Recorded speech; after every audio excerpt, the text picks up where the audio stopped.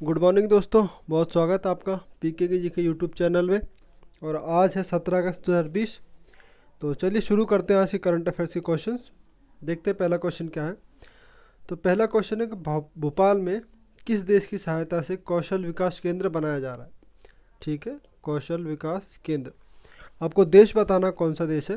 तो चार विकल्प आपके पास है, सिंगापुर, जर्मनी, अमेरिका और जापान। ठीक है, तो आपका सही आंसर क्या हो जाएगा। आपका सही आंसर हो जाएगा इसमें सिंगापुर। ठीक है, तो हाल ही में ये इस कौशल विकास केंद्र का निर्माण किया जा रहा है। इसकी लागत जो है बताई जा रही है वो लगभग 600 करोड़ बताई जा रही है। ठीक, ये है भोपाल में सिंगापुर की सहायता से ये बन रहा है। अब सिंगापुर के बारे में थोड़ा देख लेते हैं हम। सिंगापुर के जो राष्ट्रपति हैं उनका नाम क्या है। तो ये राष्ट्रपति हैं सेलप्पन रामनाथन। ठीक, ये यहाँ के राष्ट्रपति हैं। और यहाँ के प्रधानमंत्री की बात करें यानी कि पीएम कौन है, तो पीएम है इनके ली शियन लॉन्ग। ये यहाँ के प्रधानमंत्री हैं सिंगापुर के। ठीक, अब देखते हैं दूसरा क्वेश्चन क्या है। तो दूसरा क्वेश्चन है कि हाल ही में चेतन चौहान का निधन हो गया है। चेतन चौहान, उनका संबंध किस क्षेत्र से था। आपको बताना कि किस क्षेत्र से संबंध रखते थे चेतन चौहान। पहला विकल्प आपके पास क्रिकेटर, दूसरा ये पत्रकार थे या संगीतकार या फिर अभिनेता। तो ये एक क्रिकेटर थे। ये आप देख सकते हैं चेतन चौहान जी, इनका हाल ही में निधन हो गया। और ये 1969 और 1978 ये इनका टाइम पीरियड रहा है। फिर इस दौरान इन्होंने भारत के लिए लगभग 40 टेस्ट मैच खेले थे। 40 टेस्ट मैच। ठीक, 40 टेस्ट मैच खेले थे जिनमें इन्होंने लगभग 2084 रन बनाए टोटल। तो ये कौन थे, ये एक क्रिकेटर थे। यहाँ पे आपका सही विकल्प क्या हो जाएगा, क्रिकेटर। ठीक, इनका हाल ही में निधन हो गया है। ठीक, अब देखते हैं अगला क्वेश्चन क्या है। तीसरा क्वेश्चन है कि निम्नलिखित में से किसने हाल ही में क्रिकेट से संन्यास लिया है। पहला विकल्प महेंद्र सिंह धोनी, दूसरा सुरेश रैना, दोनों या फिर कोई नहीं। ठीक, अब ये हाल ही में दोनों ने संन्यास की घोषणा की है। अब महेंद्र सिंह धोनी और सुरेश रैना अभी अंतर्राष्ट्रीय क्रिकेट नहीं खेलेंगे। हालांकि आईपीएल खेलते दिखेंगे आपको, लेकिन अंतर्राष्ट्रीय क्रिकेट अब ये नहीं खेलेंगे। इन्होंने संन्यास की घोषणा की है। ठीक, अब देखते हैं चौथा क्वेश्चन क्या है। तो चौथा क्वेश्चन आपका प्रोजेक्ट लॉयन और प्रोजेक्ट डॉल्फिन, ये किसने शुरू किया आपको बताना। प्रोजेक्ट लॉयन और प्रोजेक्ट डॉल्फिन। ठीक, तो ये अभी हाल ही में इसका इस प्रोजेक्ट को लॉन्च किया गया है। कि ये किसके द्वारा लॉन्च हुआ है आपको बताना। प्रधानमंत्री, पर्यावरण मंत्री, रक्षा मंत्री या फिर मानव संसाधन मंत्री। तो ये किया है हमारे प्रधानमंत्री जी ने। ये इन्होंने 15 अगस्त का अपना जो भाषण था, 15 अगस्त का जो भाषण दिया था, उस भाषण में इन दो प्रोजेक्ट की बात की थी। अभी प्रोजेक्ट चलाए क्यों जा रही है हम देख लेते हैं थोड़ा। सबसे पहले हम बात करते हैं इस प्रोजेक्ट लॉयन, यानी कि प्रोजेक्ट लॉयन जो चलाया जा रहा है वो क्यों चलाया जा रहा है। तो प्रोजेक्ट लॉयन चलाने का जो मेन मुद्दा, मेन मकसद है वो है गिर जंगल। गिर जो जंगल है, गिर अभ्यारण्य जिसको हम कह सकते हैं, वहाँ पे जो शेर पाए जाते हैं, यहाँ वहाँ पे एशियाई शेर होते हैं। कौन से शेर होते हैं वहाँ पे, एशियाई शेर।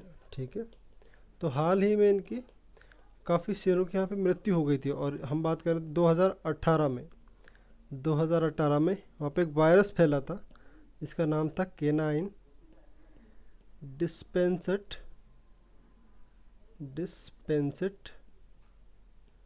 वायरस। ठीक, ये इस वायरस का नाम था। इसको CDV भी बोला जाता है, CDV वायरस।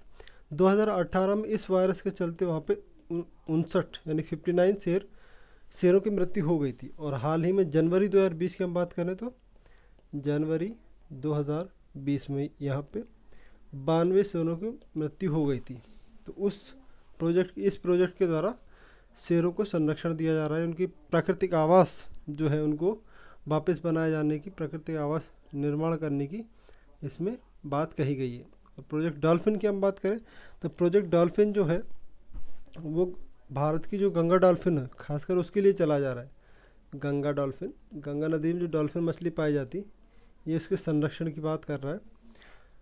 तो ये गंगा डॉल्फिन के लिए चला जा रहा है। और गंगा डॉल्फिन को 2010 में राष्ट्रीय जलीय जीव घोषित किया गया था, राष्ट्रीय जलीय जीव। ठीक, तो ये इनके संरक्षण के लिए चला जा रहा है। प्रोजेक्ट लॉयन और प्रोजेक्ट डॉल्फिन। ठीक, अब देखते हैं पांचवा क्वेश्चन क्या है। पांचवा क्वेश्चन है सर्वश्रेष्ठ केंद्रीय विश्वविद्यालय का दर्जा किस विद्यालय को मिला है।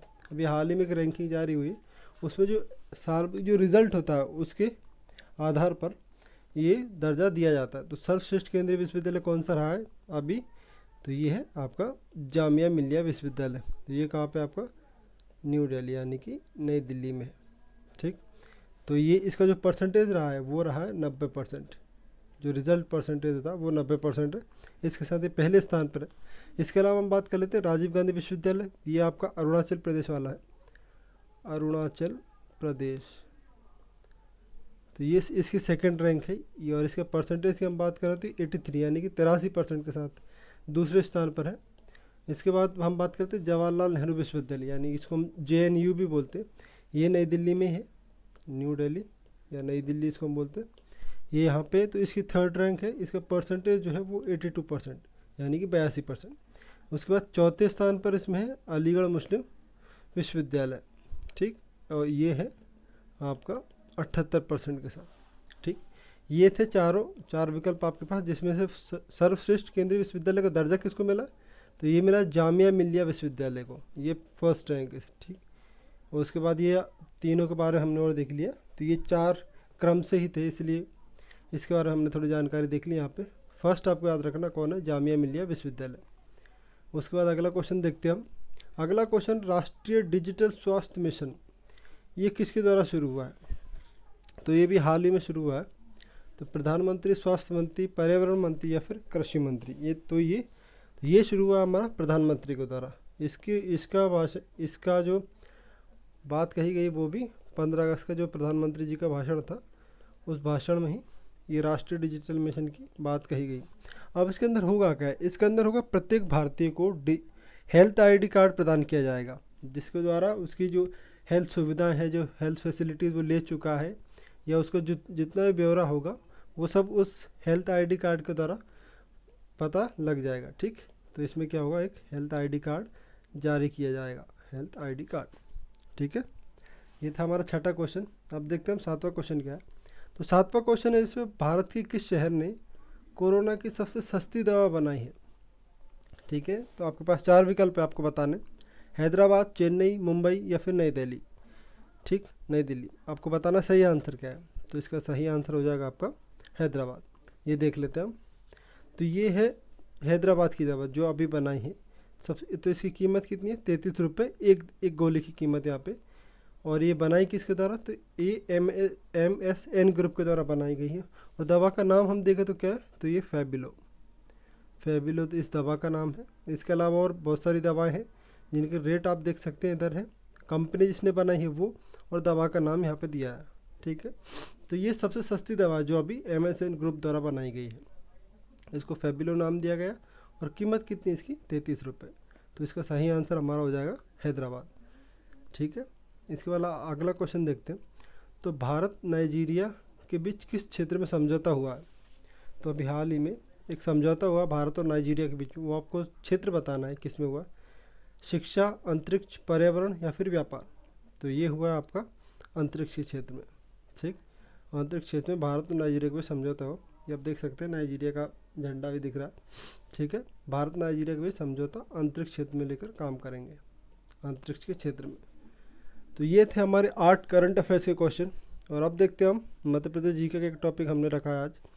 तो आज का टॉपिक है खनिज एवं उनके खदान क्षेत्र, कि वो किस क्षेत्र से खदान उनकी कहाँ पे है, किस क्षेत्र से उनको निकाला जाता है। तो देखते हैं मैग्नीज निकाला जाता है भरवेली बालाघाट से। तांबा निकाला जाता है मलाजखंड की खदान है, ये बालाघाट में है। कोयला निकाला जाता है सुहागपुर से, ये शहडोल ज़िले में। हीरा हिनौता या पन्ना ज़िले में है ये। ठीक, बॉक्साइड या अनूपपुर। और जगह की बात करें तो ये हो जाता है आपका और अमरकंटक, ये अमरकंटक से निकाला जाता है। ग्रेफाइट ये बैतूल से निकाला जाता है। संगमरमर ये भेड़ाघाट जबलपुर से निकाला जाता है। सोना ये सीधी कटनी शहडोल वाला जो क्षेत्र है वहाँ पे सोना पाया जाता है। और ये इसके अलावा हम देखते हैं पैलेडियम, तो ये है बैतूल में। ठीक, तो ये थे 17 अगस्त के करंट अफेयर और कुछ मध्य प्रदेश GK का पोर्शन। तो वीडियो यहाँ तक अगर पसंद आई हो तो आप वीडियो को लाइक शेयर ज़रूर करें। और इसके अलावा कल मिलते हैं एक नई वीडियो के साथ, तब तक के लिए अपना ध्यान रखिएगा। धन्यवाद।